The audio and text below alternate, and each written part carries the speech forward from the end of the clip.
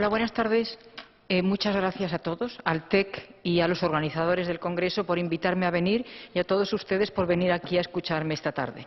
Voy a hablar de nuevas cartografías utópicas y voy a utilizar Rayuela, pero voy a utilizar Rayuela solamente como marco de referencia para la exploración de una nueva cartografía vital y poética de la utopía, o si prefieren, de una nueva cartografía utópica de la vida y de la literatura.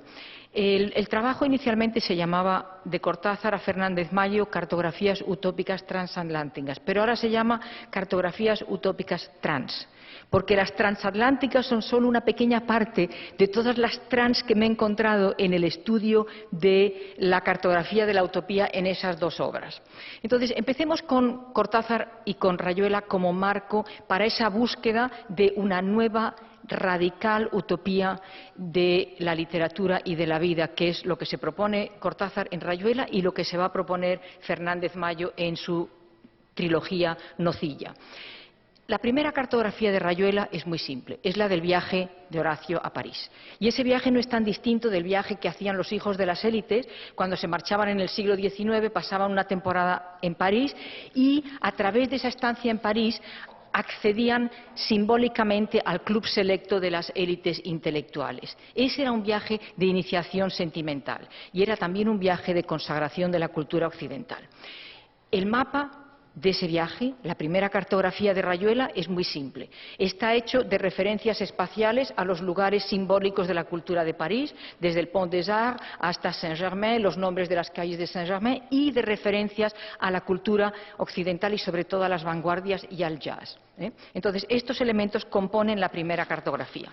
Pero lo que yo quiero argumentar en este momento es que esa primera cartografía que despliega las coordenadas del primer viaje de Horacio, del viaje iniciático, es solo el punto de apoyo simbólico de otras cartografías mucho más complejas.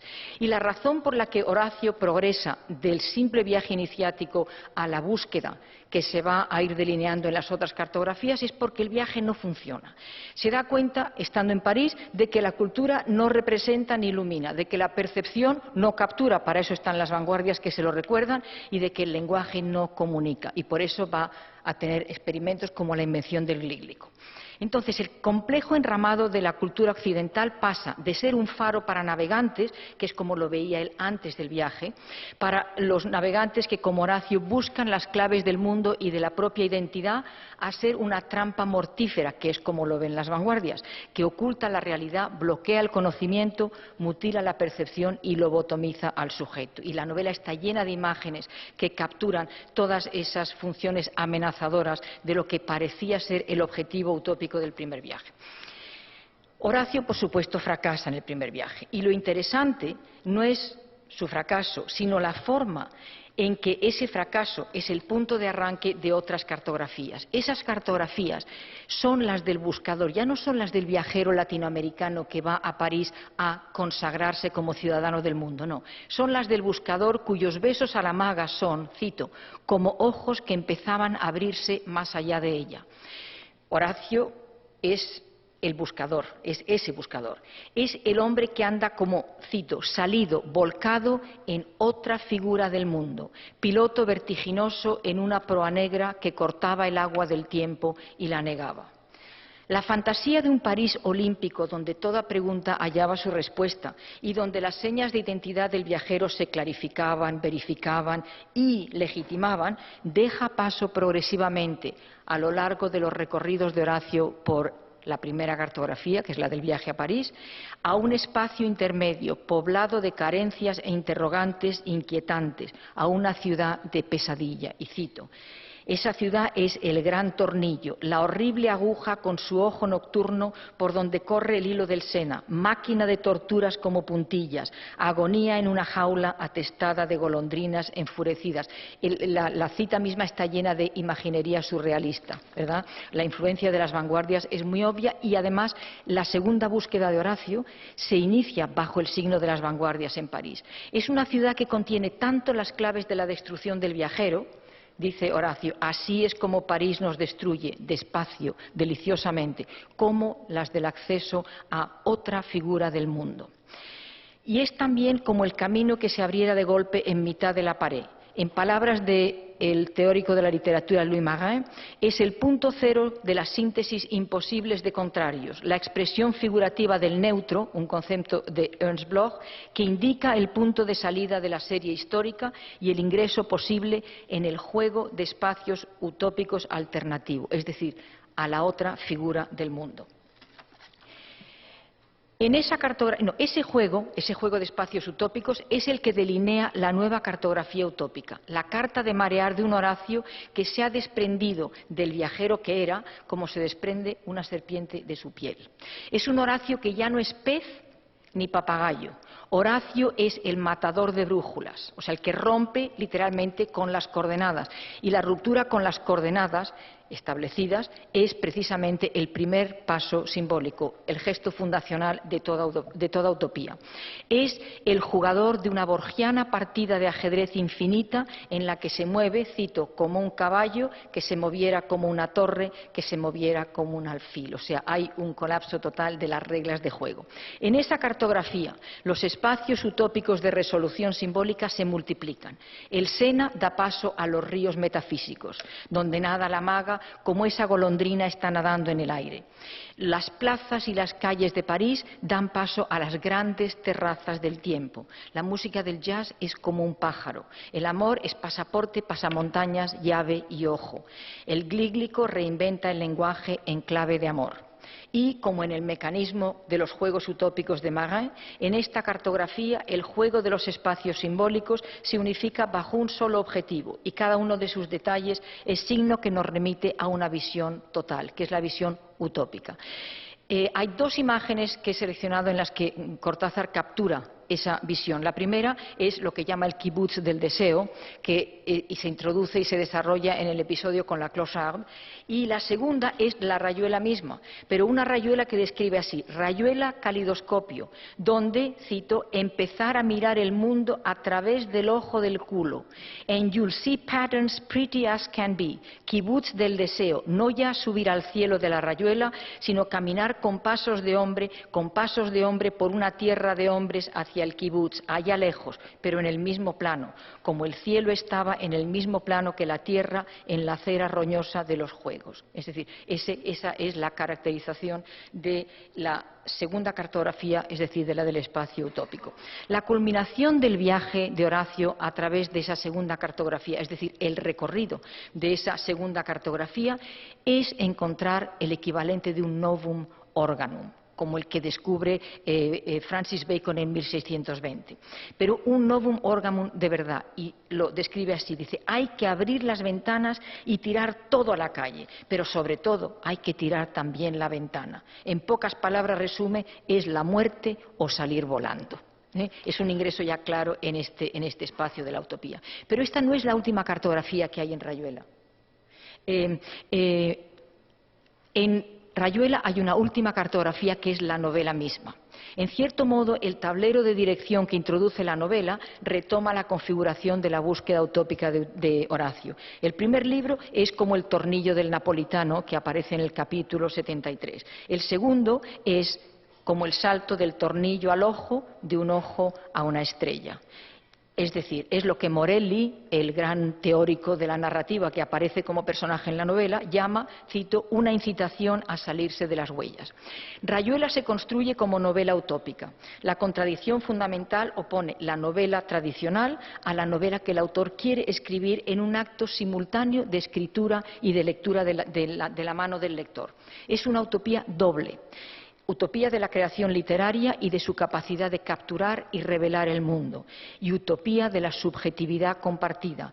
Caen las barreras que separan funcional y ontológicamente al sujeto del autor de su lector. Esa novela utópica no es la segunda lectura siguiendo fielmente el orden que marca la tabla. Es decir, la utopía no es el seguir esa tabla programática y leerla en su orden. La tabla simplemente indica la presencia de lo utópico, no la contiene, la indica como un dedo que apuntara en la dirección de ese paso en medio de la pared de piedra que busca Horacio. Es decir, las La tabla tiene dos funciones. La primera es que fractura la ilusión de coherencia y unidad de la primera lectura como representación del mundo y como configuración del sujeto. Y la segunda función que tiene es que indica el ingreso posible en el destino modificable de un juego simultáneo y múltiple, sin las jerarquías del tiempo y el espacio. La cronología se destruye, el espacio se distorsiona y se disloca en esa segunda lectura. La tabla no como utopía, entonces, sino como indicación. Hilo de Ariadne, que como el neutro de Bloch nos recuerda que la salida de la serie histórica está por ahí y que nosotros podemos, si la encontramos, no ser como los peces del quai de la Messagerie que dan la vuelta en su piscina, incluso cuando ya les quitan la pared de la piscina, llegan al mismo punto y siguen dando la vuelta y se vuelven para atrás, ¿verdad? No, podemos cruzar del otro lado de la barrera invisible que, como la primera lectura, nos retenía de este lado y podemos entrar en el destino modificable de la utopía. La tabla como cartografía que delinea la figura de una visión utópica, en la que el autor, que desescribe minuciosamente los cánones narrativos de la estética realista y los trucos de las vanguardias, el escritor que procede como un guerrillero que hace saltar lo que puede, y el lector, ese lector que dice Cortázar es mon semblable, mon frère, mi compañero, mi igual, mi hermano. Se dan la mano para recorrer juntos un hilo de Ariadne siempre, y cito, tendido más allá, saliéndose del volumen, apuntando a un tal vez, a un a lo mejor, a un quién sabe, que dejaba en suspenso toda visión petrificante de la obra. En el capítulo 28 de Nocilla Experience, la segunda novela de Agustín Fernández Mayo, volvemos a encontrar ese hilo de Ariadne que salía más allá del volumen. Marc, uno de los personajes que vive en una caseta que se ha hecho con desechos urbanos encima de una azotea en Palma de Mallorca, está ahí sentado observando las hojas de papel cubiertas de fórmulas matemáticas que cuelgan de los hilos de tender la ropa como si fueran ropa puesta a secar al sol, cuando, cito, un hombre alto, muy alto, con barba y con los ojos separados como un pez, entra en la azotea. Ese hombre le habla de su vida de bohemia, de falso estudiante en París. Le habla de un tablón donde iba pegando con chinchetas fragmentos heterogéneos. Le habla de cómo descubrió el hilo de Ariadne en ese tablón, el hilo que lo guió en su creación literaria. Cuando dice, descubrí una línea hasta entonces inapreciable que recorría sinuosamente el caos de ese collage de arriba abajo, pasando por determinadas fotos, letras y fragmentos, de manera que siguiéndola se te revelaba una composición hasta entonces oculta. Y dice, y esta imagen constituyó el hilo conductor de las que después se convertirían en mis dos grandes obras maestras, Rayuela A y Rayuela B. Pero la Rayuela B no es la de la segunda tabla. La Rayuela B es completamente diferente, lo cual confirma la lectura según la cual la tabla no contiene la utopía, sino que apunta la salida hacia la utopía. El principio de composición de esa Rayuela B se basa en una serie de conceptos de análisis matemático, la teoría de las bolas abiertas y cerradas, la definición de puntos de acumulación y también en una visión particular de la literatura en clave matemática. Dice Cortázar, podemos definir la especie humana como un conjunto de bolas abiertas que a veces intersectan y otras se repelen. Así, de pasada, les quiero decir que Fernández Mayo es físico de profesión, o sea, no es sorprendente que haga entrar la ciencia y el lenguaje de la ciencia. En los capítulos 34, 49 y 70 se incluyen las definiciones y las propiedades de esas bolas y de esos puntos de acumulación. En esos capítulos, que tienen todos la misma estructura, comienza diciendo Julio va y escribe, sigue un fragmento del primer capítulo de Rayuela que cuenta la búsqueda de Horacio por todo París, que cuando pierde a la maga, y acaba con una definición de uno de esos conceptos matemáticos. El contrapunto del tema de la búsqueda de la narración encontraría a la maga con la teoría de las bolas abre una fisura para una búsqueda alternativa anclada en las matemáticas, lenguaje de la ciencia, y, según Galileo, lenguaje del mundo, que desplaza con una nueva utopía vital y poética las de Horacio y las del autor de Rayuela, a través de la elección de un nuevo lenguaje que es el de las matemáticas. Este nuevo ciclo enlaza, por una parte, con el recorrido que hemos hecho con Cortázar y, por otra parte, con toda una serie de recorridos de los personajes dentro de la novela mismo. Con un proyecto literario de Joséchu, que escribe una novela que se llama Ayudar a los enfermos, que está hecha de los párrafos de grandes obras famosas en forma de collage, pero hilándolos de tal manera que tuvieran sentido. Y además tiene un segundo aspecto, que es lo que él llama la fusión narrativa de la novela con el objeto de pasarela, en la que proyecta esa novela y se proyecta a sí mismo en las grandes vallas publicitarias de la ciudad.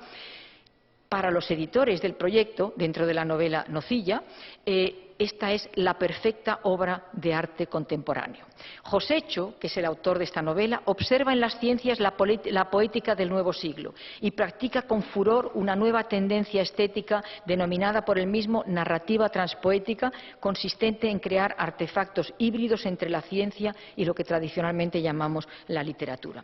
Los ecos y resonancias dentro de la novela misma de Nocilla y en relación con Rayuela se multiplican. Por dar solamente un par de ejemplos, el tablón collage de Julio en París corresponde a las paredes de la caseta de Marc en su azotea. Los folios matemáticos que están colgados con pinzas en la azotea de Marc corresponden a los folios mecanografiados que están colgados en las cuerdas de la azotea de Julio en su caseta de Londres, y corresponden a los libros que cuelgan de las cuerdas en la novela 2666 de Bolaño, que los cuelga allí para que se aireen. Entonces, hay ese juego de resonancias y cada uno de ellos nos lleva a un cabo de ese hilo de Ariadne que se abre a posibles cartografías utópicas. Nocilla Experience se abre con dos epígrafes y voy a leer el primero. El primero es: Walter Brennan.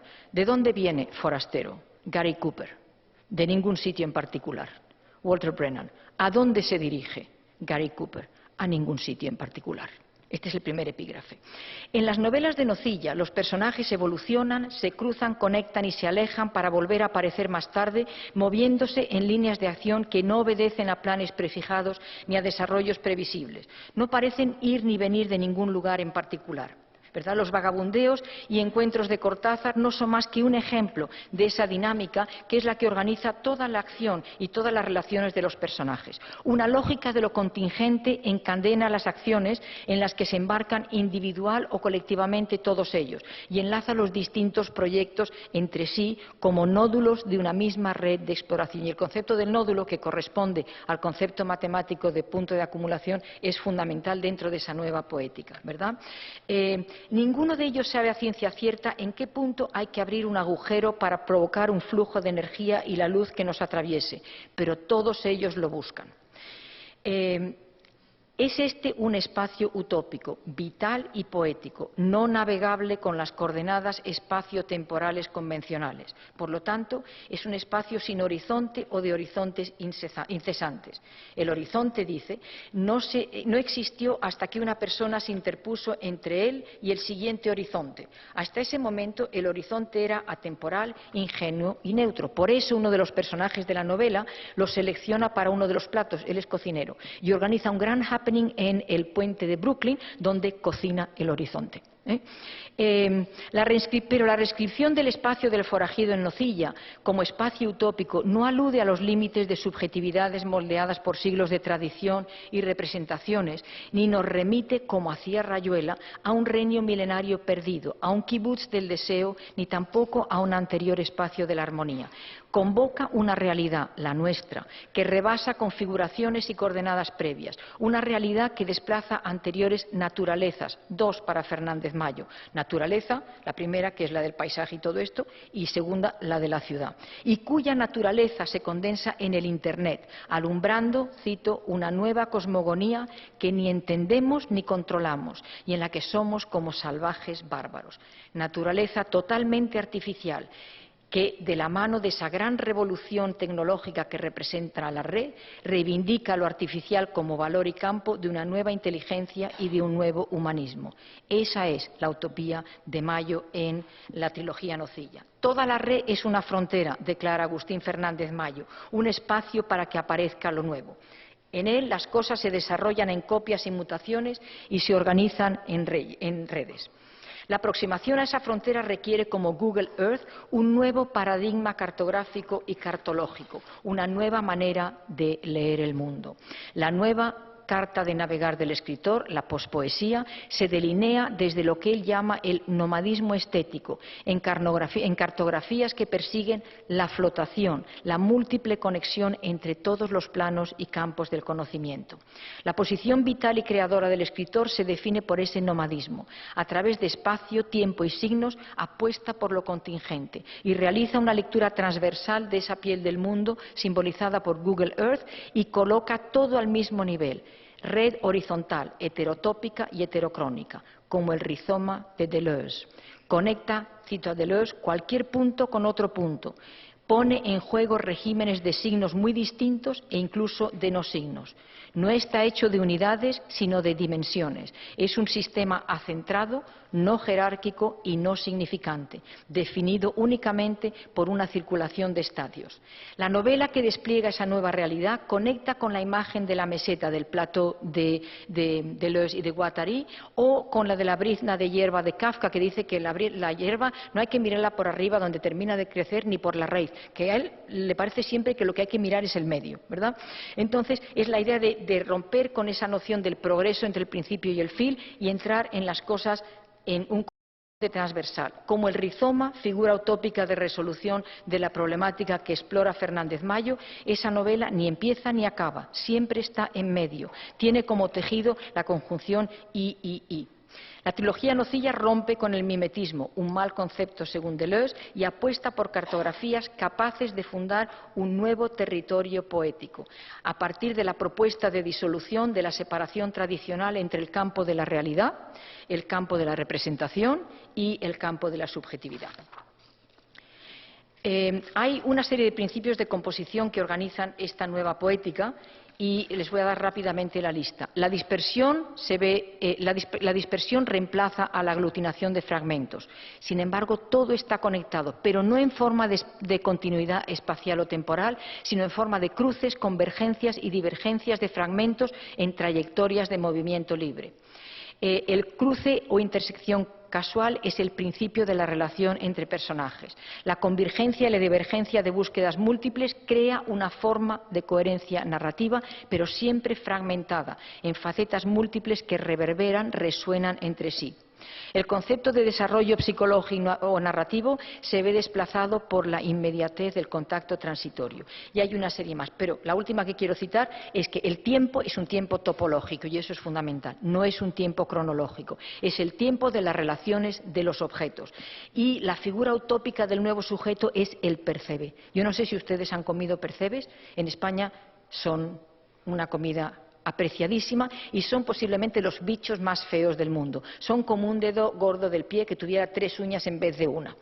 Entonces, uno de los personajes está fascinado por los percebes y dentro de la novela el percebe se convierte en el símbolo de la nueva identidad utópica del sujeto. ¿Por qué? Dice: la figura utópica del sujeto nuevo es el percebe, que, como los nómadas, vive en esa frontera de lo líquido, sólido, gas. El agua, porque donde crecen bien los percebes es donde más fuerte le dan las olas, ¿verdad? Entonces, esa agua se vaporiza en el choque y salta por los aires y dice: único ser vivo que crece en una violenta frontera de la que recibe constantemente información del conjunto de todos los procesos naturales. Está abierto y volcado a todo.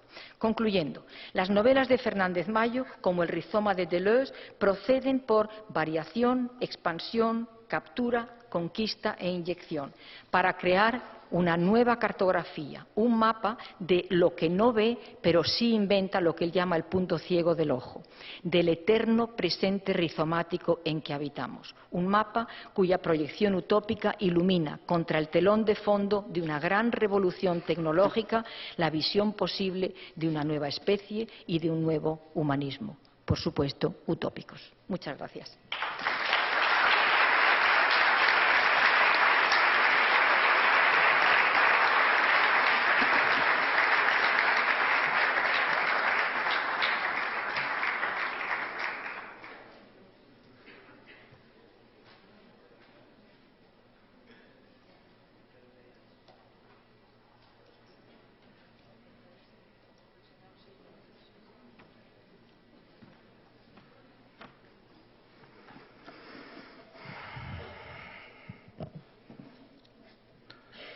Bueno, agradezco a los organizadores la oportunidad que me dan de conversar aquí con ustedes y a todos ustedes por estar acá también.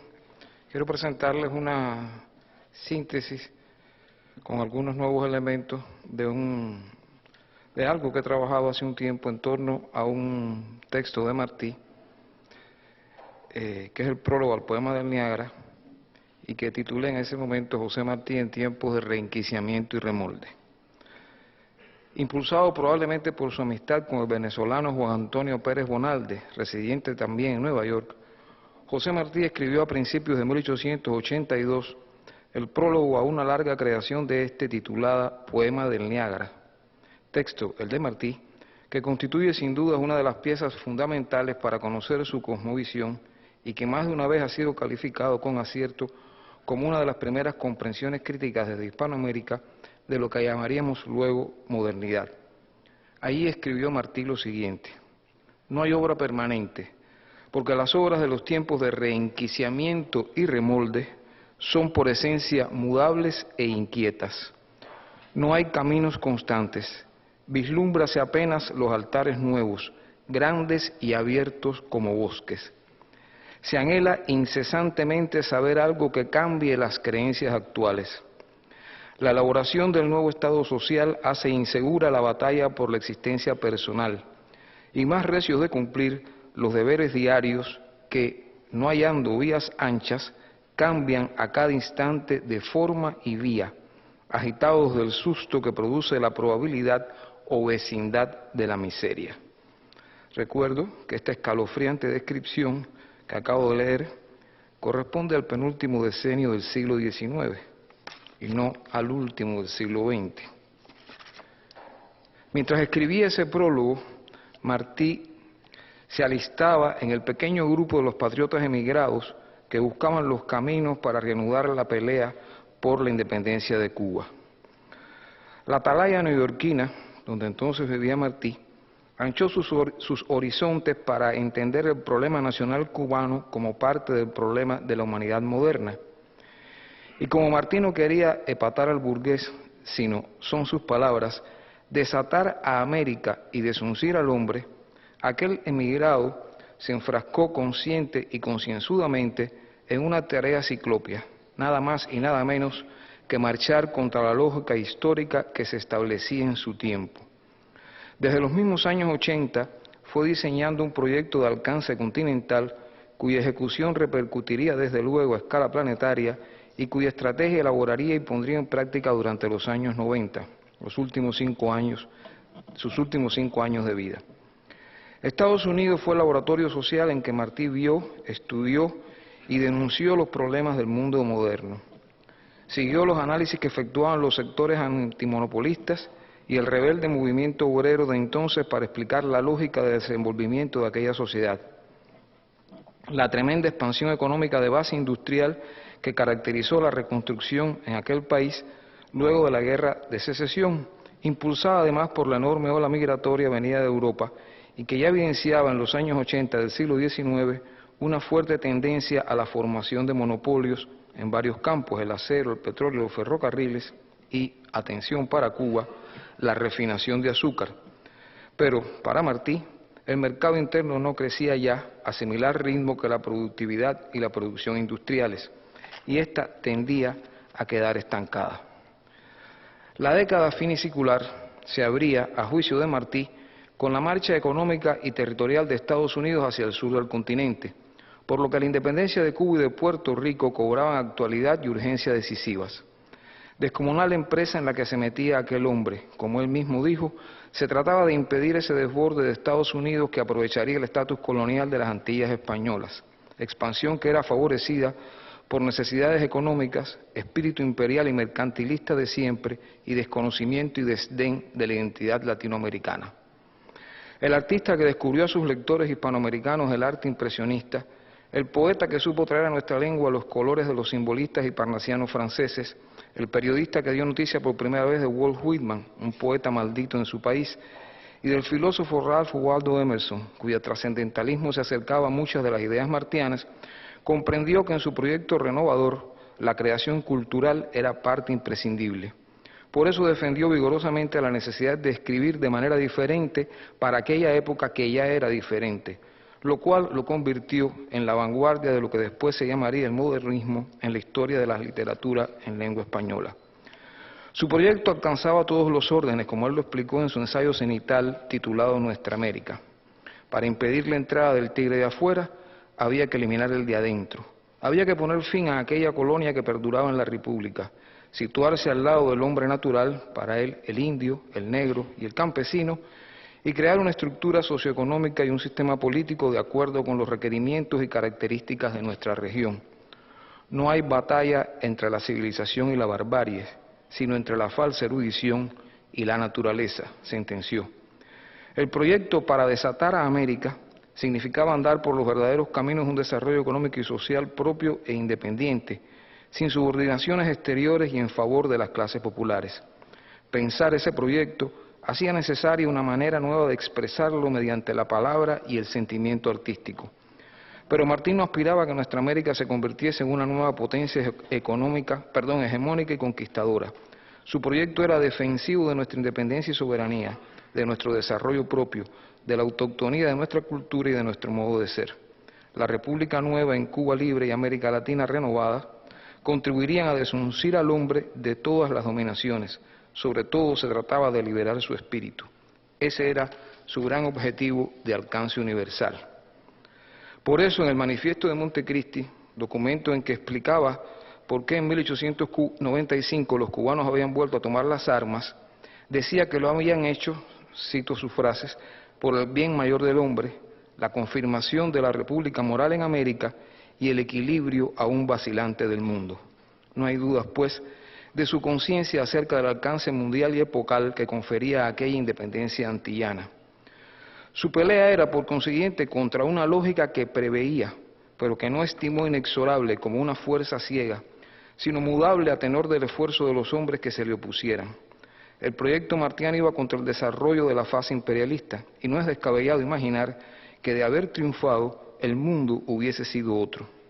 En sus tiempos de reenquiciamiento y remolde, José Martí buscaba otro reenquiciamiento y otro remolde, distintos a los que imponía la lógica histórica. De ahí que su estrategia para implementar ese proyecto fuera de amplia base popular y buscara la alianza con todos los afectados por los elementos hegemónicos en cualquier parte que estuvieran. Por eso se planteó la alianza con lo que quedaba, según él, de republicanismo honesto en Estados Unidos. Por eso trató allí de ganar adeptos y simpatías para la independencia de Cuba. Por eso se alineó junto a los granjeros y a los obreros de Estados Unidos en el enfrentamiento de estos contra los monopolios. 3 columnas son el basamento que sostienen la arquitectura del pensamiento martiano y el cauce por el que siempre transcurrió su acción. La una, su ética de servicios. La otra, su sentido de la autoctonía, de lo propio. La tercera, su permanente toma de partido por las clases populares. Su ética parte de la tradición cristiana asumida en el ambiente de la cultura familiar y social en que se formó desde niño. Pero no es la ética de la caridad individual, sino la del servicio para hacer ascender a los demás, aunque éste imponga el sufrimiento y el dolor para cumplir una obra de bien humano. Su sentido de la autoctonía es apreciable desde su precoz adolescencia y lo llevó a concebir la necesidad de ajustar todos los aspectos de la vida social e individual a ella. Con los pobres de la tierra quiero yo mi suerte echar, escribió un conocido poema, y solo la honda conciencia de ese alineamiento le situó siempre en la perspectiva de los oprimidos, lo mismo al tratar el tema cubano que el enfrentamiento al colonialismo en África y Asia, que al plantearse la necesidad de satisfacer las necesidades del hombre natural de nuestra América, preteridas tras la independencia. Aunque pueden establecerse momentos o etapas en el estudio de su pensamiento, Martí es un caso poco frecuente de pensador que no muestra cambios en las grandes líneas de su ideario. No hay cambios de terreno, ni cortes epistemológicos, ni hay pasos de una a otra problemática. Podemos encontrar que sus propósitos se perfilan mejor y se interrelacionan con mayor efectividad dentro de su concepción del mundo con el paso del tiempo, según los nuevos elementos que va conociendo e incorporando, pero se mantiene siempre fiel a sí mismo desde sus orígenes. Al mismo tiempo, aunque es factible y hasta necesario hablar de aspectos de su pensamiento según temas de estudio y las diferentes disciplinas de las que se le aborde, lo cierto es que se trata de un ideario no solo de plena coherencia interna, sino que solo se hace inteligible y pleno cuando se le enfoca como una totalidad.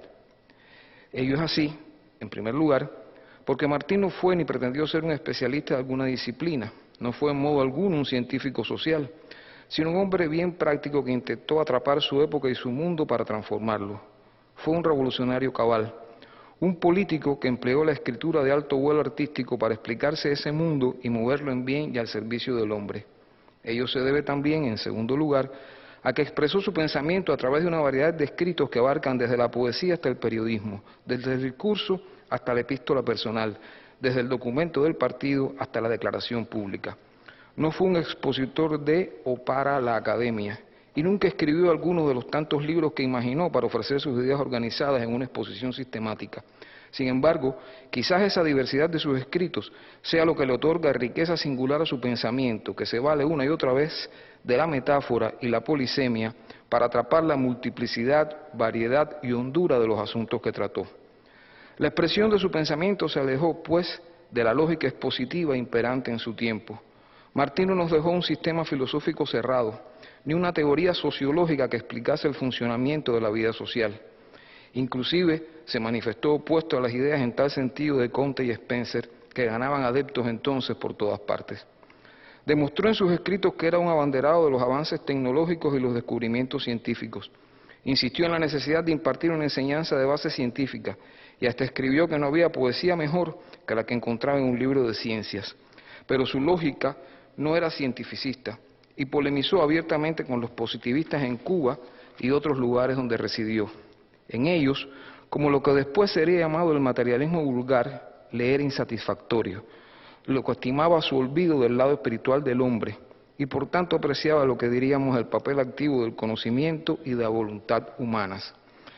Para algunos que se han acercado a sus escritos, esas han sido razones para descalificarlo como pensador. No expuso ni organizó sus ideas en un sistema, no se ajustó a las normas del pensar que imponía el positivismo. Se le ha encasillado por ello como idealista o espiritualista con evidente sentido peyorativo, y hasta hay quien ha encontrado que su pensamiento metafórico es solo, propio y válido para la expresión literaria, pero no permite otorgar la categoría de un pensamiento racional. Sin embargo, no solo Martí entregó en sus escritos lo que podríamos calificar como su cosmovisión, sino que también fue el expositor consistente y sistemático de su tiempo y sobre todo, se encargó de entregar un proyecto para transformar aquel tiempo a cuya implementación en la práctica histórica concreta dedicó su vida. Si llevan razón sus críticos pasados y contemporáneos cuando se quejan de que Martí no responde al canon ni a las normas del pensamiento hegemónico en su tiempo, sí llevan razón en ese sentido sus críticos, pero efectivamente Martí no quiso ser ni pretendió ser un pensador de tal tipo.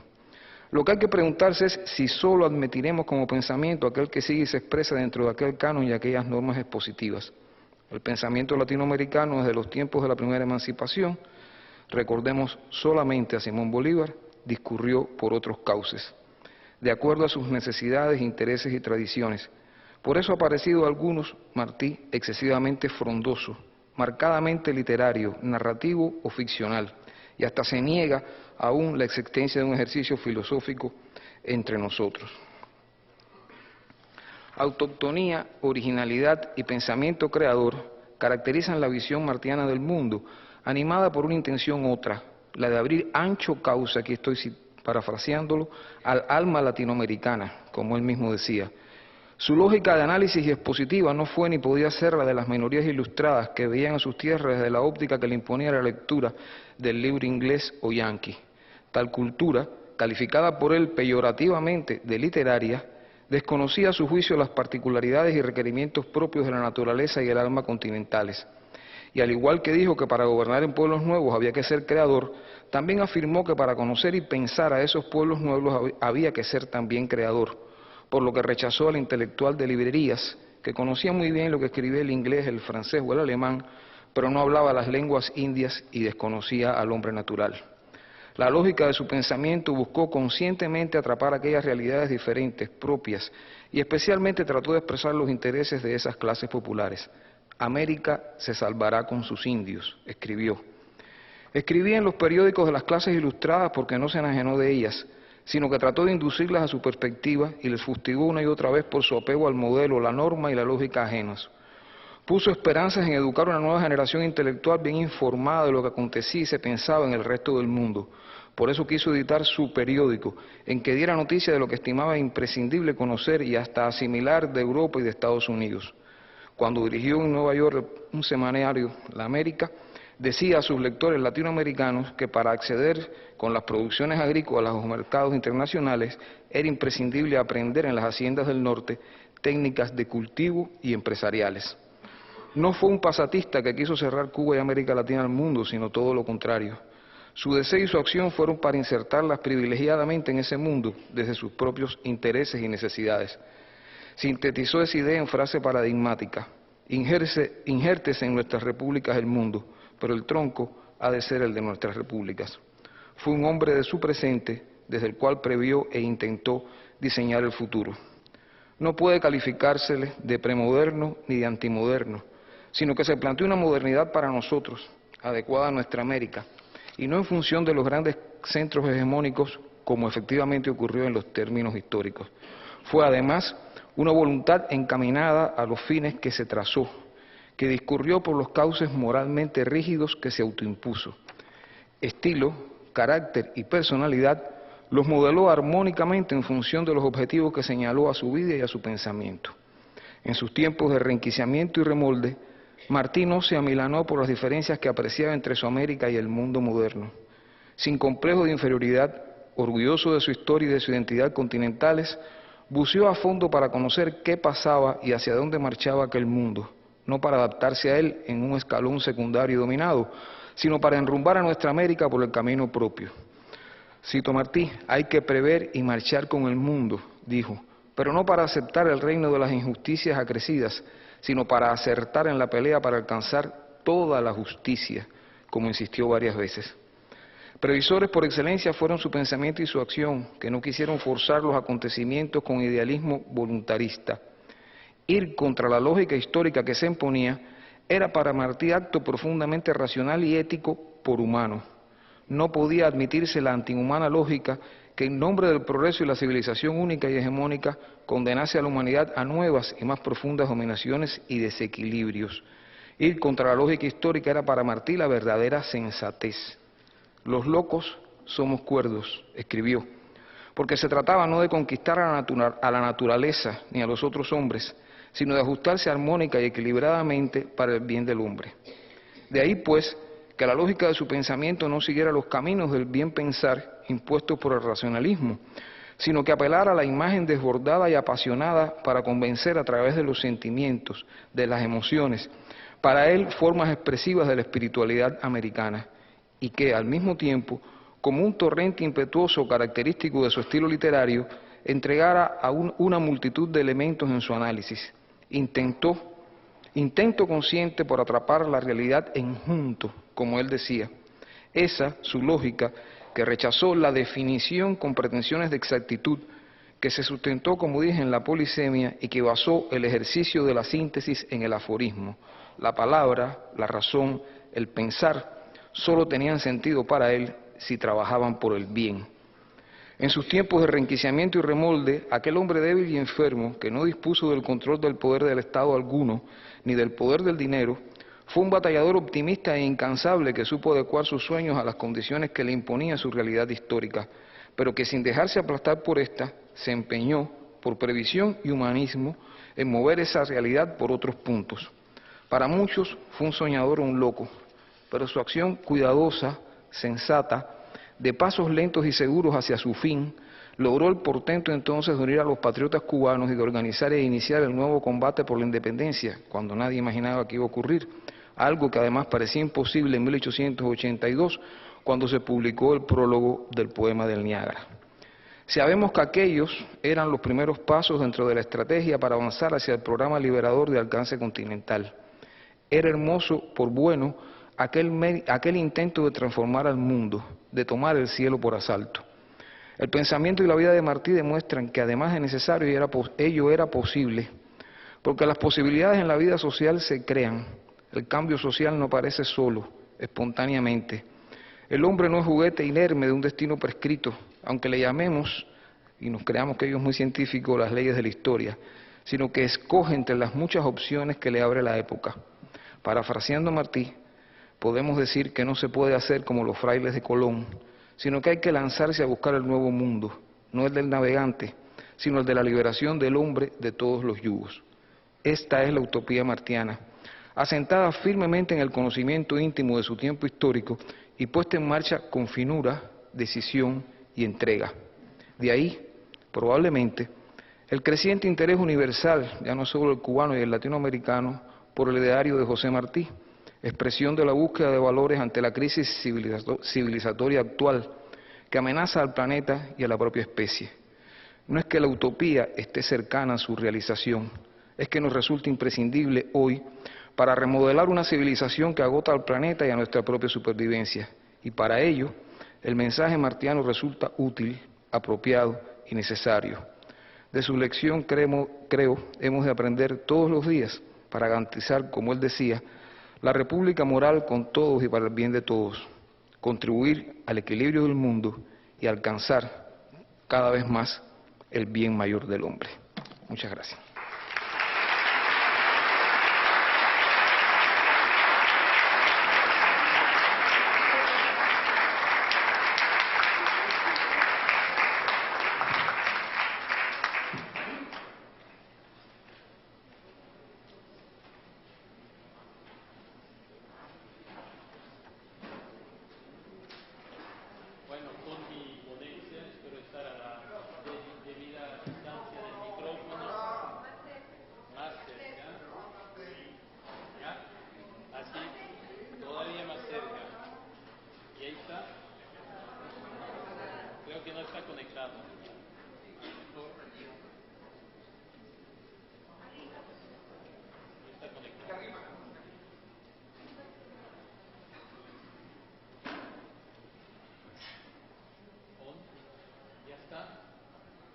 Sí, por favor.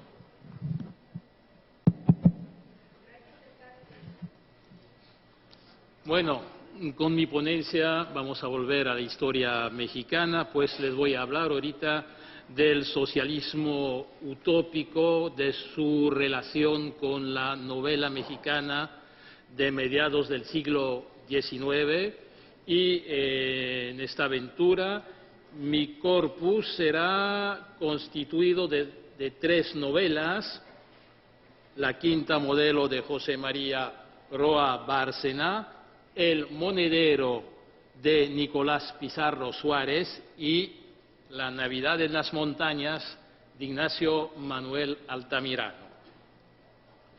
Hace pues mucho tiempo que me llama la atención el hecho de que México produjo en menos de 15 años 3 novelas que tienen por tema la experiencia comunitaria socialista. Había escrito hace ya 20 años en mi libro sobre las utopías sociales en América Latina en el siglo XIX que resultaba indispensable estudiar el contenido ideológico de dichas obras literarias y que había pecado al no dedicarle un capítulo al asunto. Lo estoy haciendo ahora y, como de costumbre, más vale tarde que nunca. De las 3 novelas, 2 son favorables al ideal socialista. El monedero de Nicolás Pizarro Suárez, editada por su autor en 1861, y La Navidad en las montañas, publicada por Ignacio Manuel Altamirano en 1871. La tercera novela, la de Roa Bárcena, que salió, que se llama La quinta modelo y que salió en 1857, es por su parte una sátira feroz, aunque hay que decirlo, algo grosera en sus procedimientos, de cierta moda socialista que se expandía entre los liberales de la Reforma mexicana. Si colocamos uno detrás de otro los acontecimientos históricos que sirven de telón de foro a las 3 novelas, el conjunto remite, bueno, remite con toda la subjetividad y las exigencias inherentes a la creación literaria, el conjunto remite al paisaje ideológico mexicano de mediados del siglo XIX.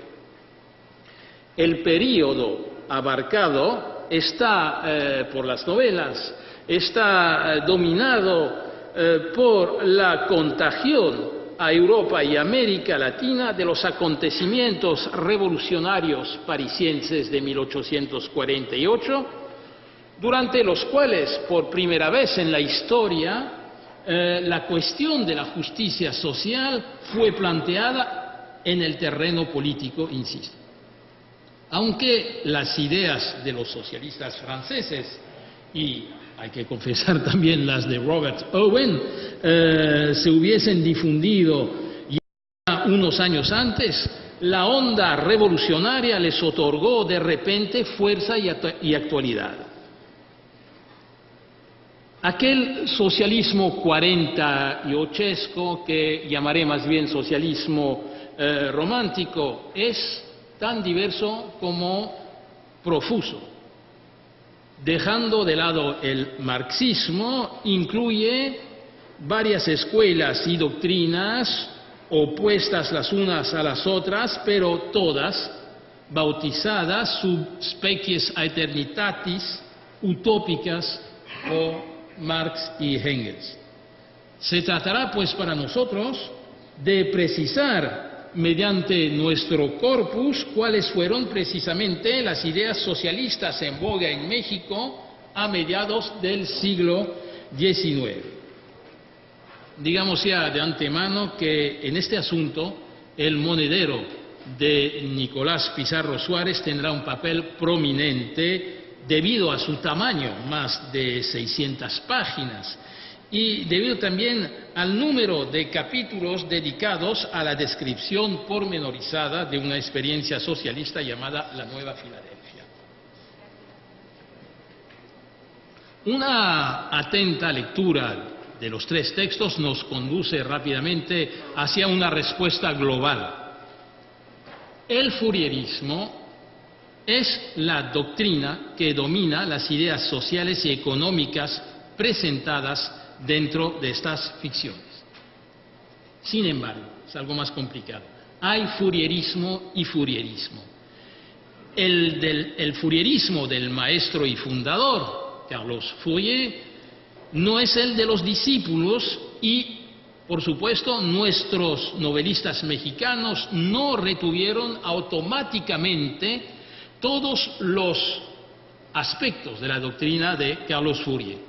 Por ejemplo, en estas novelas sentimentales y algo amaneradas, en las que se vierten abundantes lágrimas, las escandalosas ideas del teórico socialista sobre el amor y la sexualidad humana no ocupan espacio alguno, ni siquiera bajo forma de una alusión indirecta. En general, hay que decirlo, la sustancia misma del pensamiento de Carlos Fourier, es decir, la doctrina seriaria y la teoría de las pasiones, o sea, el arte de recuperar las pasiones humanas y luego de combinarlas para construir comunidades llamadas falanges que viven en hermosos palacios que se llaman falansterios, y el conjunto, la federación de todos los falansterios será la armonía. Bueno, esto resulta totalmente ausente de nuestro corpus. En cambio, el falansterio sí está muy presente. Lo está bajo la forma de una hacienda reformada según los principios de la Asociación Fraternal del Capital y del Trabajo en la Quinta Modelo, bajo la de una vasta empresa comunitaria agrícola industrial en el Monedero y con apariencia de una aldea colectivista ideal en la Navidad en las montañas. En los dos últimos casos, los autores indican que se trata de experiencias salvadoras susceptibles por la fuerza del ejemplo de abrir el camino hacia la construcción de la armonía en México. La Quinta Modelo, la novela que se opone al ideal socialista.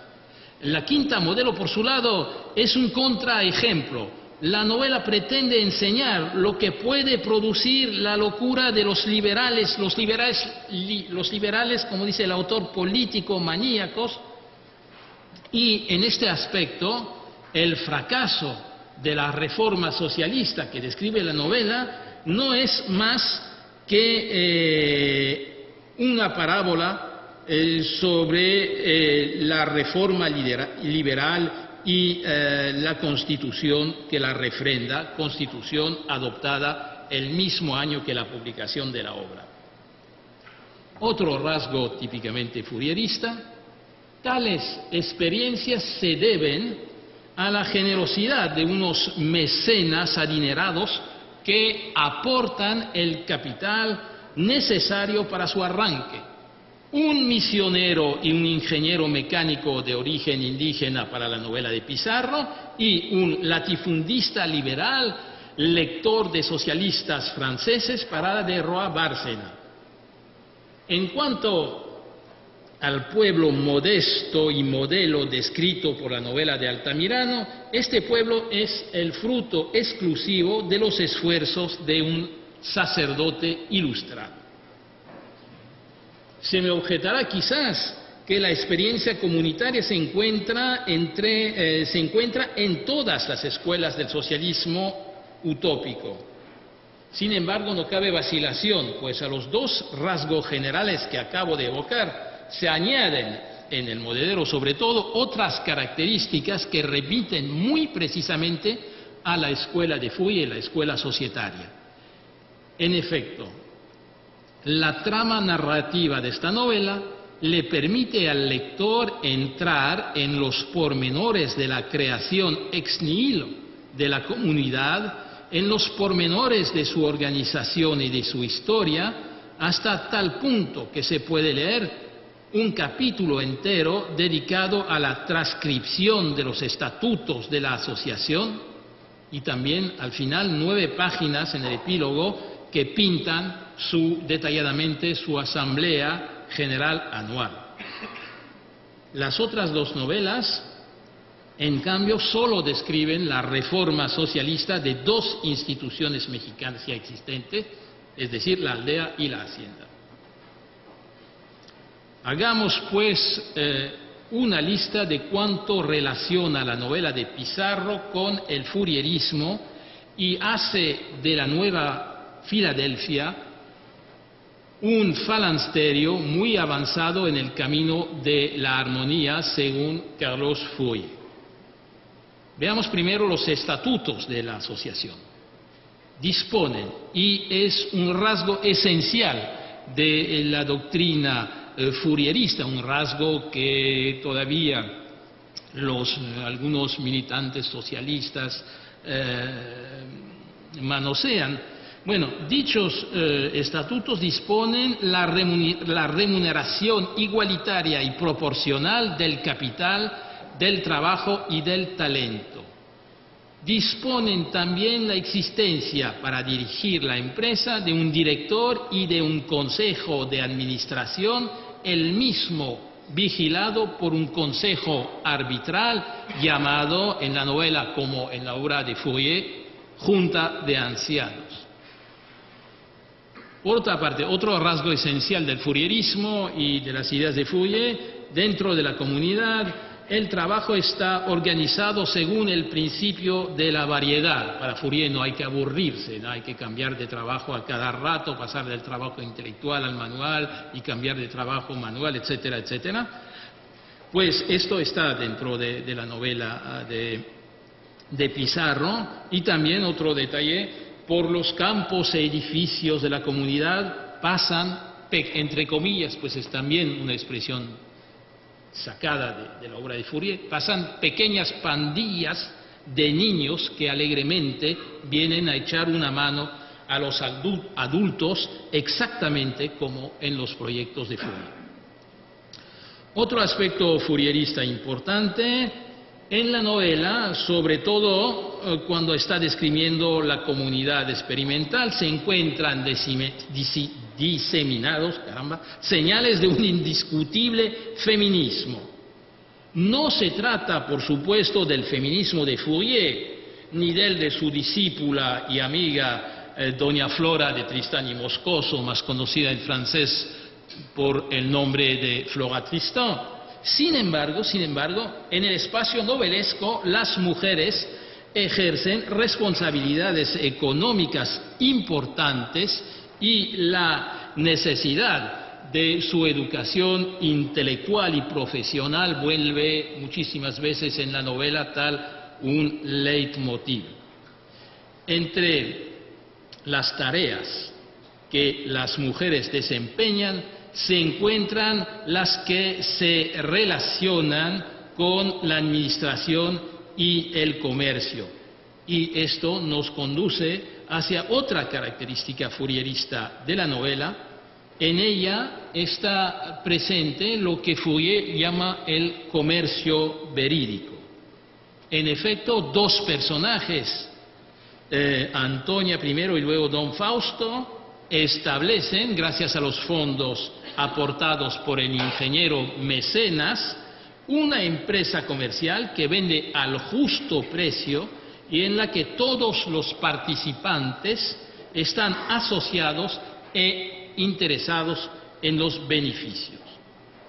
Y si todavía cupieran dudas en cuanto a la influencia ejercida por el fourierismo sobre nuestro autor, nos quedaría el vocabulario que se cuela en los capítulos dedicados a la descripción de la experiencia y, en particular, en el epílogo.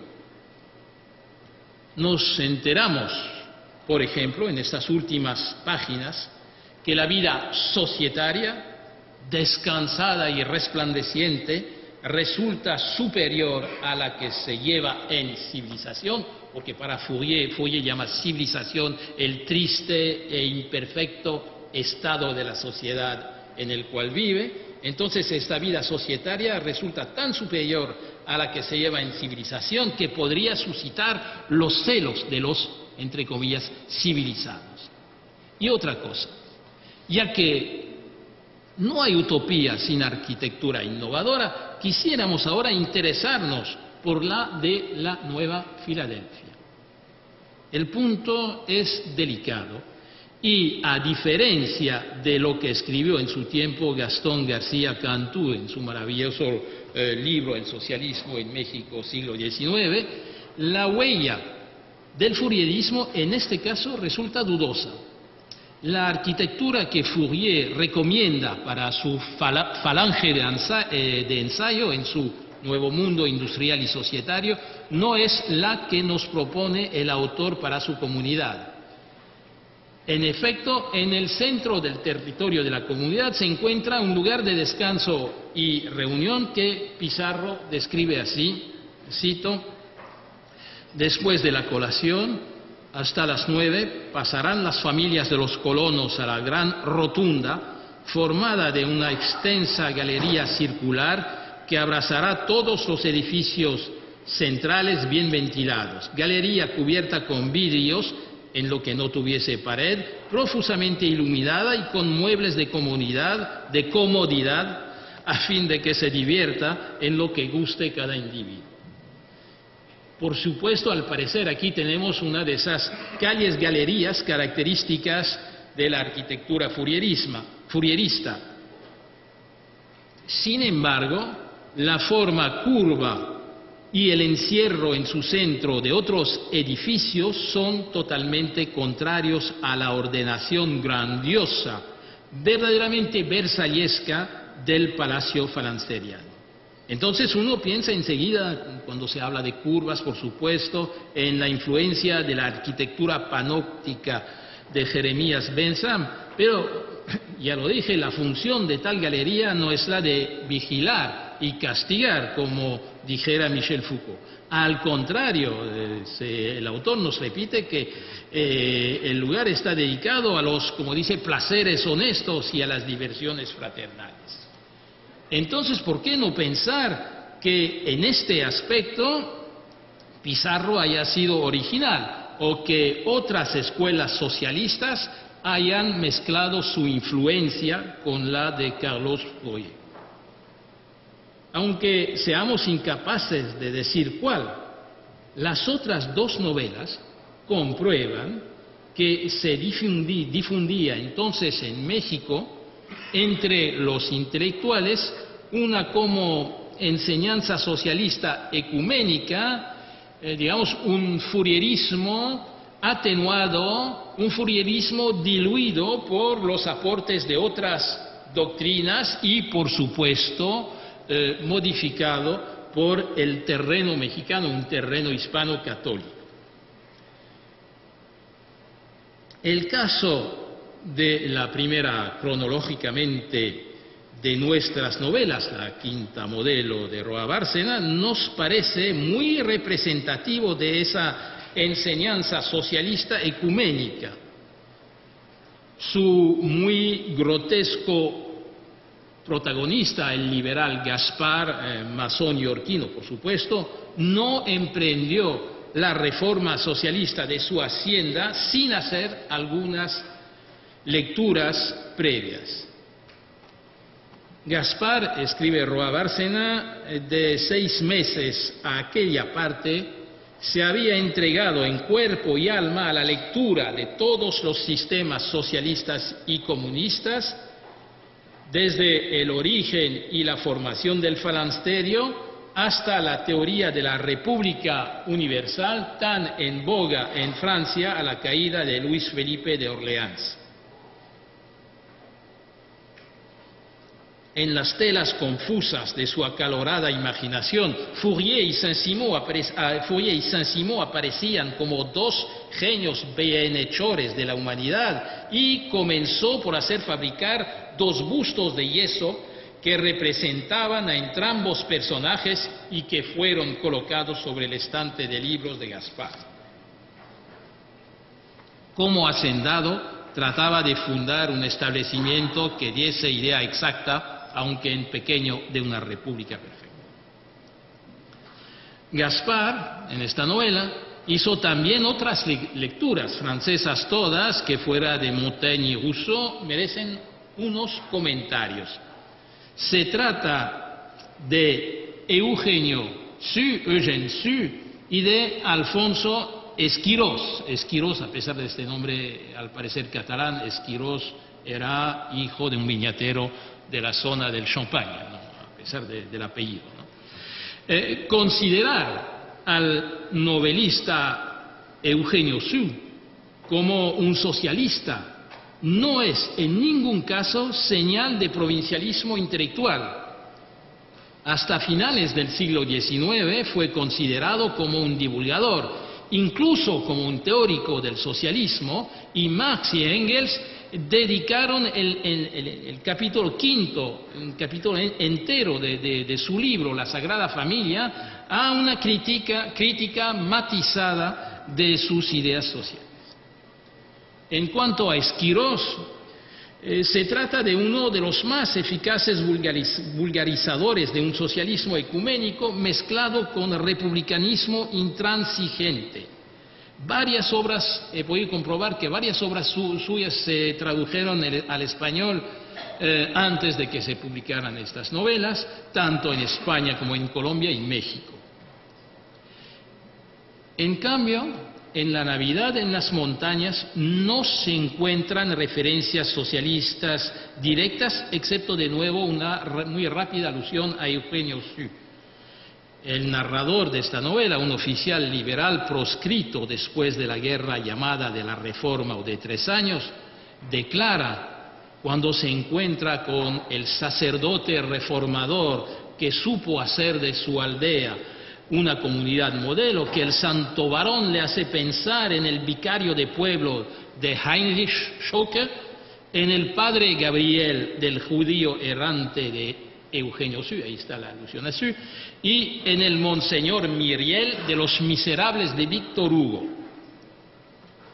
El personaje, pues, parece inspirado más bien por la compasión y la caridad cristiana que por las doctrinas sociales aunque Schocker es un caso un poco particular, porque este señor, un suizo, ha logrado ser a la vez una especie de místico luterano y también se conoce sobre todo como el inspirador de las cajas de ahorros mutualistas en los países germánicos. El hermano cura, como así se le dice en la novela, el hermano cura de esta novela de Altamirano, así como el padre Luis, quien en el Monedero dirige el falansterio sobre el terreno, son sacerdotes ejemplares. Sus creadores los designan también como sacerdotes liberales y socialistas. Bueno, sacerdotes liberales, nada de original, pues México, como toda América Latina, contó hasta los años 1860, es decir, hasta lo que se llama la romanización de las iglesias nacionales. América Latina contó con numerosos sacerdotes influidos por las luces y la Revolución Francesa. Sacerdotes socialistas, en cambio, esto merece algún comentario.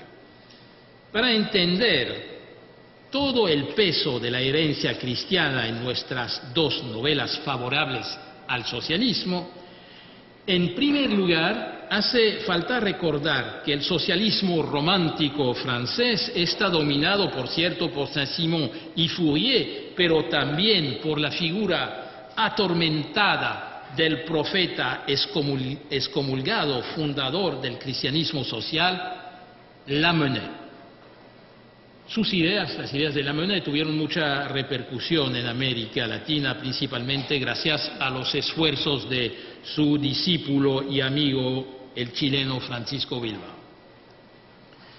Hasta sorprende no encontrar en estas novelas ninguna referencia explícita a la obra del sacerdote bretón excomulgado, cuando en sus páginas se manosea toda la temática de su obra, el comunismo apostólico de la primitiva iglesia y también el tema de Jesús, hijo del carpintero, modelo irrebatible de amor y de caridad y de justicia social.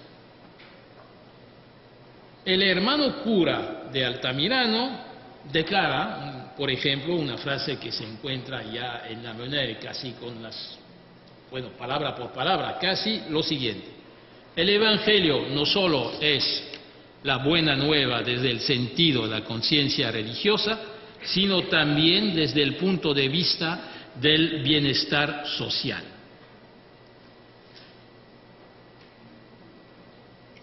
Sin embargo, es preciso agregar a esta influencia forastera la fuerza apremiante de un terreno mexicano hondamente marcado por el catolicismo ibérico.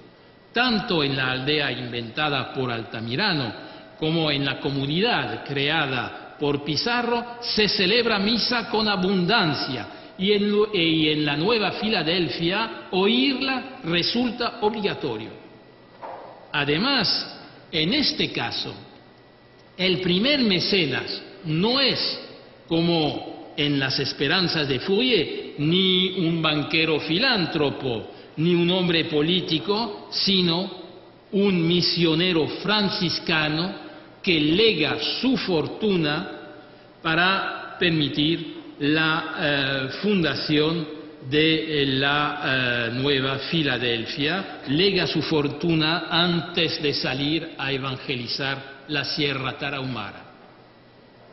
Indudablemente, un rasgo tan mexicano nos retrotrae hacia los tiempos de la conquista espiritual, hacia las fuentes mismas del cristianismo americano y de su congénita heterodoxia.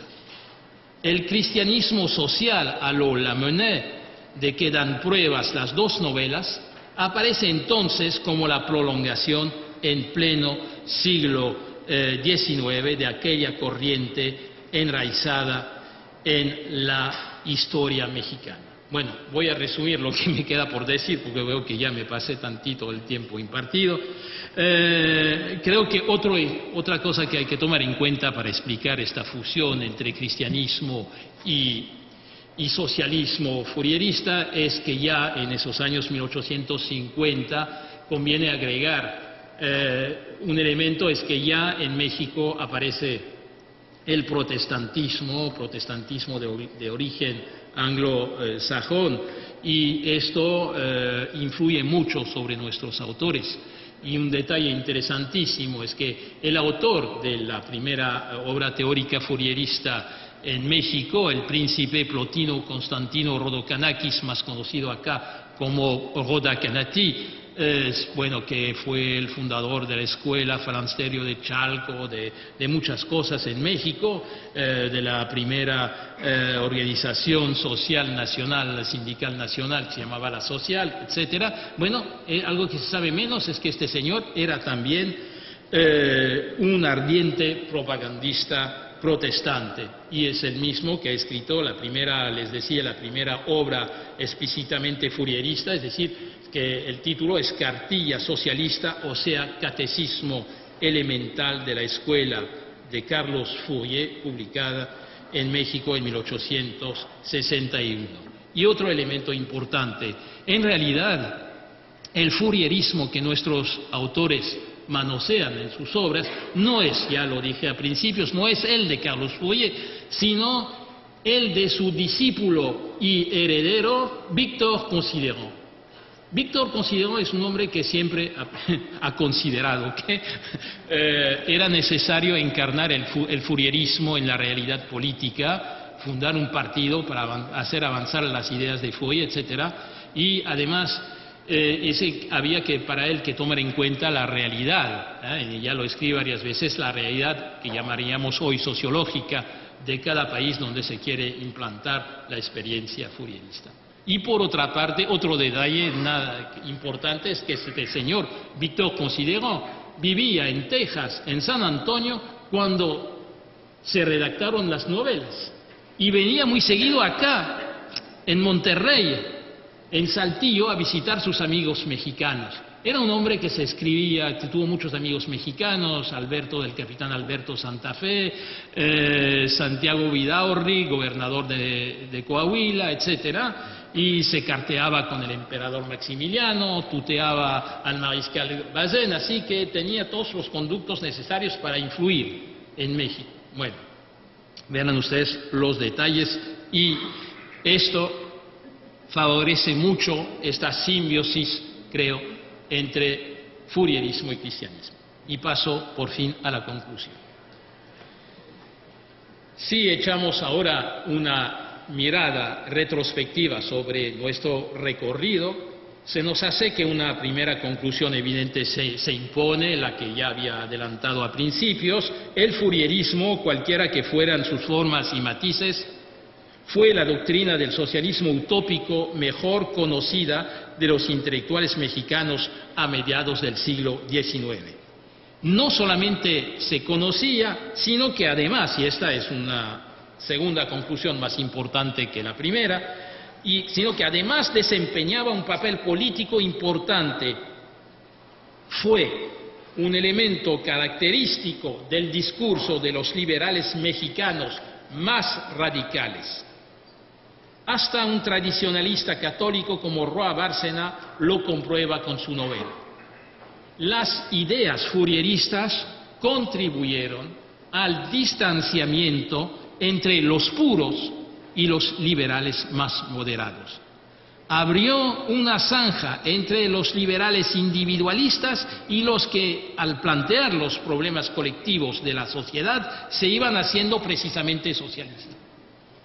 Y al respecto, otra vez, el estudio del monedero resulta de lo más instructivo, ya que la novela contiene de manera machacona una crítica de izquierdas de la Reforma, una crítica contra el egoísmo económico, contra el libre cambio, contra la concentración capitalística e inmobiliaria. Para Pizarro, los gobernantes liberales, cito, se olvidaron del todo de la reforma social, y su fracaso se debe al que faltaba, como dice en su programa, un objeto que apasionase al pueblo. Mis antecesores que trabajaron este tema, María del Carmen Millán y Gastón García Cantú, que no dejaron de comentar un episodio extraño en esta novela, es extraño ya que hace irrumpir de manera repentina personajes históricos dentro de la ficción, un episodio que se encuentra en las últimas páginas. Se lo cuento en breve. En 1858, Juárez y su gobierno, perseguidos por las tropas del Partido Conservador, pasan cerca de la Nueva Filadelfia y la contemplan desde lo alto de un cerro. Juárez interroga a su guía sobre la naturaleza de aquel singular y magnífico establecimiento. Luego, una vez enterado, se calla ostensiblemente mientras sus ministros que lo acompañan, Melchor Ocampo y Santos Degollado, expresan francamente su admiración. María del Carmen Millán y Gastón García Cantú no se fijaron en este detalle, mientras que a mí me parece capital, porque creo que tenemos aquí la expresión simbólica del instante en que una izquierda socialista empieza a desgajarse del tronco liberal. A partir de este momento, momento simbólico, momento fictivo, a partir de este momento, a través de hombres como Rodá Canatí, de quien ya hablamos, Alberto Santa Fe, Francisco Salacosta, Camilo Arriaga, todo un linaje de intelectuales y militantes, nos conduce hasta la víspera del desencadenamiento hace un siglo de la Revolución Mexicana. Dicho linaje que se corona, que se acaba con los hermanos Flores Magón y el Partido Liberal Mexicano, planteó de manera cada día más acuciosa la cuestión agraria y la de la explotación obrera. Y en cuanto a consecuencias, ya sabemos lo que sucedió cuando Madero se negó valerosamente a la enésima reelección del tirano. Por lo que nos atañe, como historiador, miembro de la Asociación de Estudios Fourieristas, y también, hay que decirlo, como intelectual convencido de que las ideas de Fourier y de sus discípulos tienen todavía mucho que sugerirnos para la resolución de los problemas de hoy, bueno, pues no nos disgusta nada comprobar que el fourierismo contribuyó a la preparación de la primera de las tres grandes revoluciones del siglo XX, la Revolución Mexicana. No nos disgusta nada pensar que a lo mejor la Revolución Mexicana nació de un sueño falansteriano. Les agradezco mucho la paciente y tan amable atención.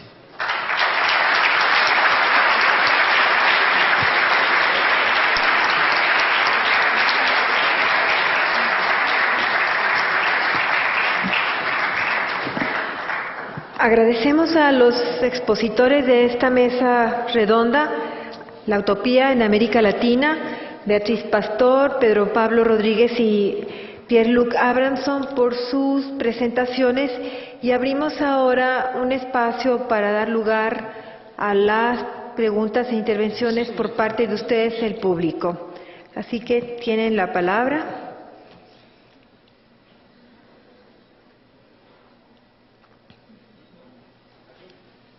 Sí, por favor. Gracias. Sí. Para la doctora Beatriz. No se oye. A ver.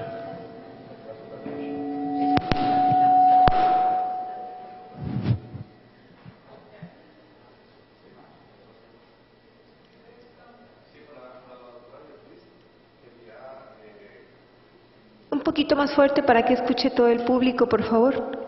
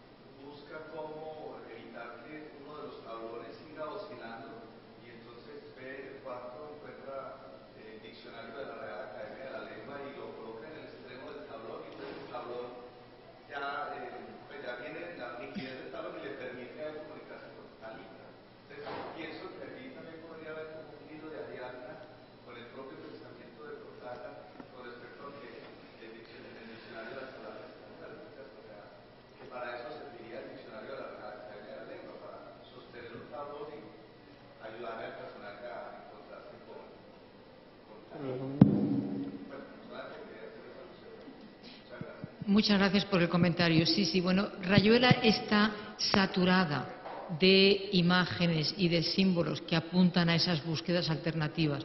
Y lo del diccionario, claro, se relaciona con la visión que tiene la vanguardia del fracaso de la cultura occidental y la necesidad de buscar un nuevo lenguaje poético, un nuevo lenguaje pictórico y todo lo demás. Lo de la referencia a Rocamadour es un poco diferente de la presencia de Cortázar en la obra de Mayo, porque encontramos no solo en García Márquez, sino en otros escritores latinoamericanos, no solo referencias a otros autores, sino apariciones de los autores de esas novelas como personajes en las novelas de otros escritores latinoamericanos. Lo que es interesante es que la referencia es precisamente a la muerte de Rocamadour, porque Cien años de soledad es una novela que cuenta el fracaso de una utopía. Y entonces, dentro de la novela, todas y cada una de las utopías fracasan, incluida la utopía que puede simbolizar el viaje a París, que se concluye, en cierto modo, toda la búsqueda de Horacio con la maga se concluye con la muerte de Rocamadour. Entonces, una imagen de muerte y de fracaso la que aparece ahí, yo creo. Sí. Mientras que la reinscripción de Cortázar en el libro de Mayo es muy diferente, porque claramente da unas coordenadas de una búsqueda, y es una búsqueda que arranca de las vanguardias, pero que lo que intenta hacer no es tanto la idea, la construcción mental de Cortázar, es que hay una realidad ahí que es infinitamente rica y no la podemos ver. Y no la podemos ver porque todo el aparato de la cultura occidental nos ha creado como unas antojeras que nos impiden ver y nos impiden comunicar como el lenguaje nos impide comunicar. En Mayo es muy diferente. En Mayo la idea es que ha habido una revolución tecnológica que ha transformado de forma cualitativa todo lo que podríamos incluir bajo el término humanismo, y que tenemos que aprender a verlo. Y que tenemos que aprender a verlo desarrollando unos instrumentos, unas formas de comunicación y unas formas de creación diferentes.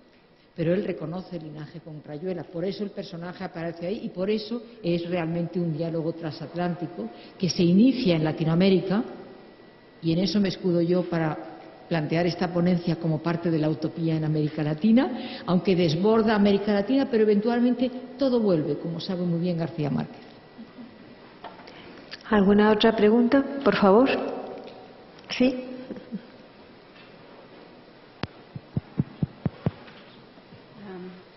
Yo me pregunto si hay alguna manera de conjugar la visión utópica de Martí y los escritores y los novelistas mexicanos con la de Cortázar de una forma transversal, o si es que tenemos que apreciar las diferentes utopías desde un punto de vista temporal, ¿no?, que toma en cuenta el que algunas se hayan dado a mediados y a fines del siglo XIX, y la otra corresponda a un momento que por supuesto se proyecta y se prolonga, ¿no?, por lo menos a la primera mitad del siglo XX, y la otra, sin embargo, no surge como a mediados, digamos, del siglo XX y llega casi hasta nuestros días, porque obviamente hay una dimensión colectiva, ¿no?,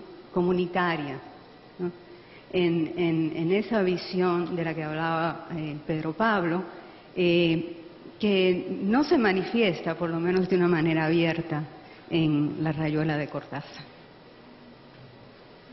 Yo creo que esta pregunta debería contestarla el experto en Martí, que está a mi izquierda, y yo estaría encantada de colaborar, pero creo que realmente, ya que la pregunta comienza con una aproximación a Martí, sería muy apropiado. Oye, no tengo respuesta. Yo creo que Iraida debiera escribir el libro sobre el tema. Te incito.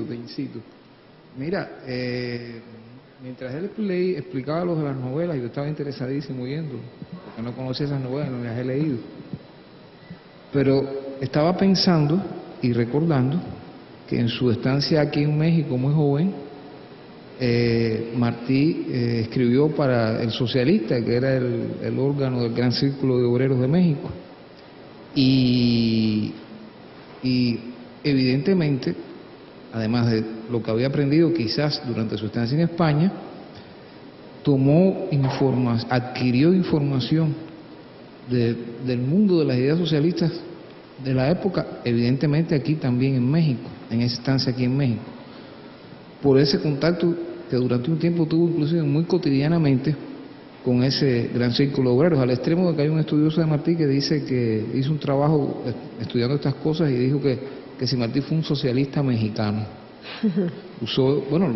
Lo usó en un sentido un poco amplio y así lo aclaró.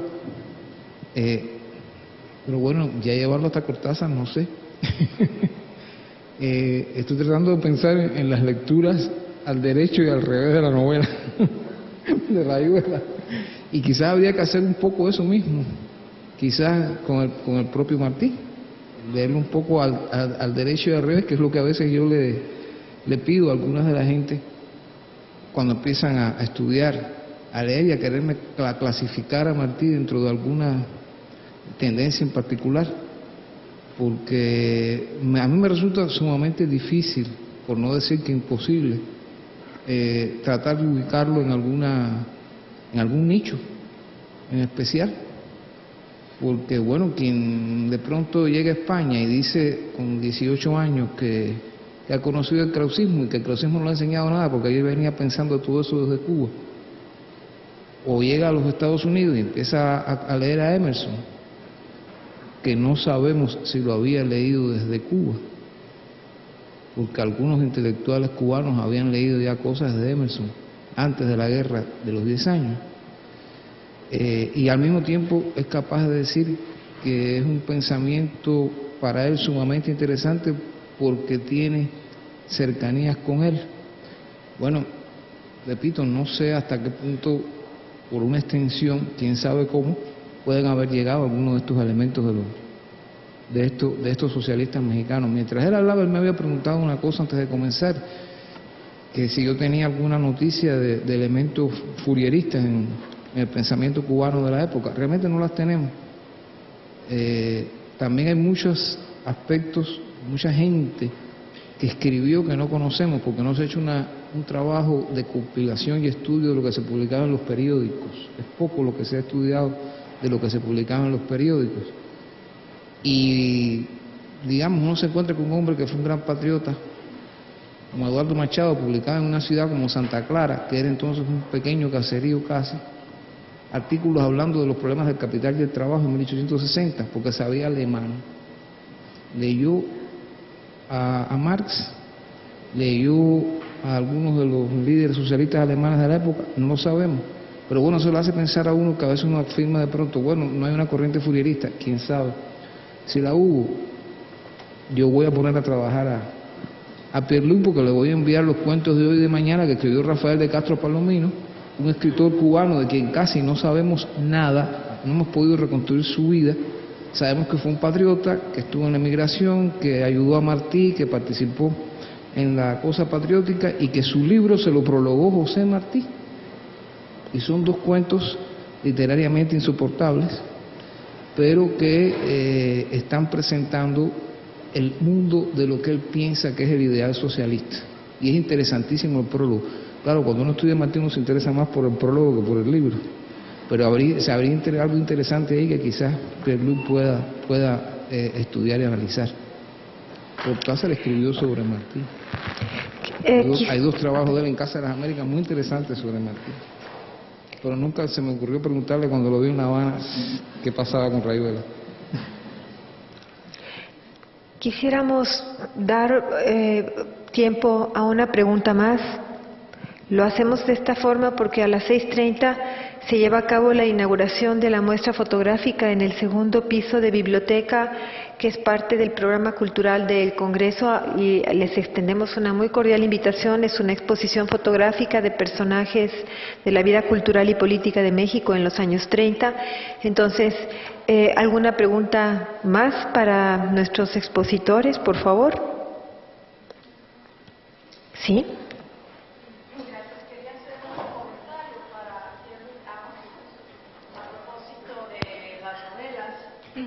Gracias. De las que nos estuvo comentando.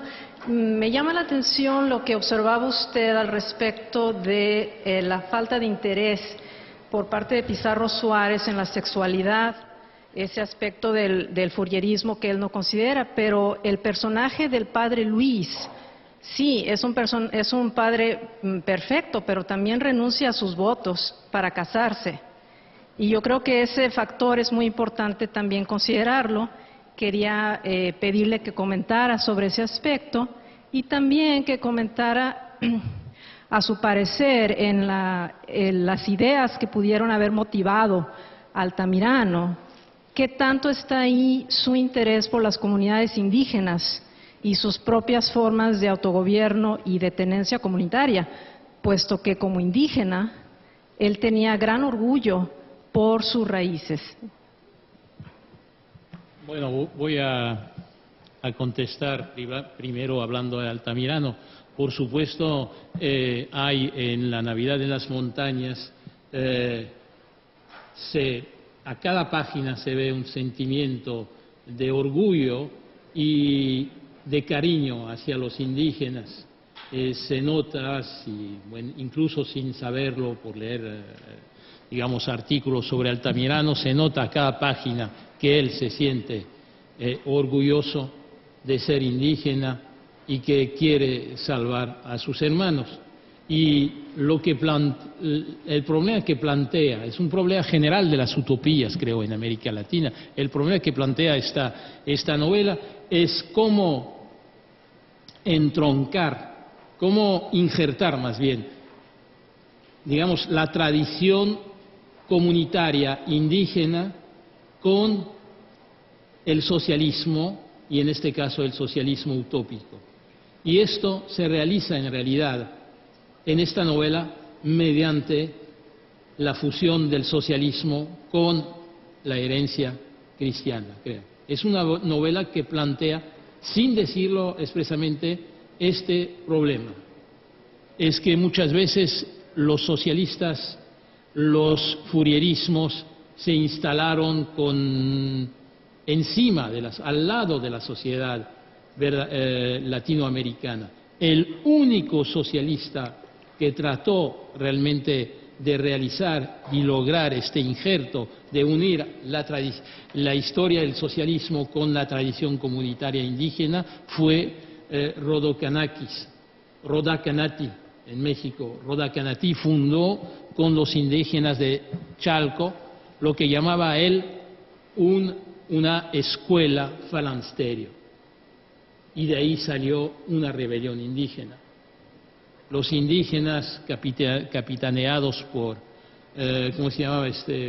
No me acuerdo, disculpen ustedes, proclamaron, levantándose para recuperar sus bienes de mano puerta en realidad, pero proclamaron la República Universal de la Armonía. Esto es el único conato logrado de injerto del socialismo, creo, sobre el tronco indígena. Por otra parte, usted me había preguntado sobre el personaje del padre Luis, porque él forma una pareja también interétnica como la de Fernando Henkel, ¿no? Y son las parejas fundacionales para cada una de las dos Filadelfias, ¿no? Que se abre una segunda el padre colonia. Luis es un personaje que no he podido desarrollar este tema, pero en la novela es un personaje que manifiesta toda la influencia del protestantismo ya en México. Es que el matrimonio del padre Luis es una crítica a los sacerdotes católicos que no pueden casarse, eso indudablemente. Hay otros aspectos también, su gusto por la sencillez esto se encuentra también en Altamirano, el gusto del padre Luis por la sencillez de los lugares de culto, el rechazo al abominable barroco mexicano que viene a perturbar la verdadera devoción del creyente, etcétera. Todo esto está alrededor de los dos personajes de sacerdotes, que son sacerdotes modelos, pero si los vemos de cerca son sacerdotes ya protestantizantes, ¿no? Vamos a decir.